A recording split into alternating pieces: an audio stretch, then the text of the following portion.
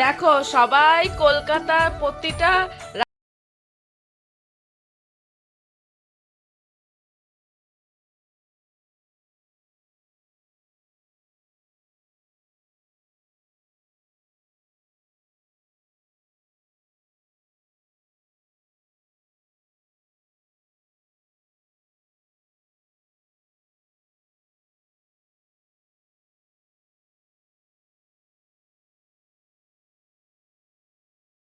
বলো। মনে হয় এগুলি কুলার চালু করা লাগবে দেখো।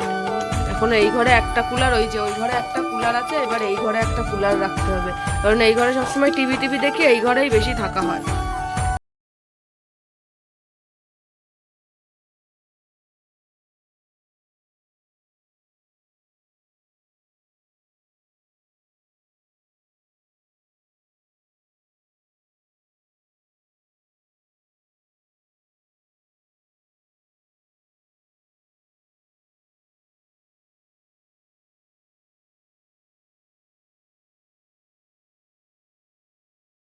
ভাত ভাজা খাবার পরে অনেকটা টাইম ঘরের কাজবাজগুলো করছিলাম।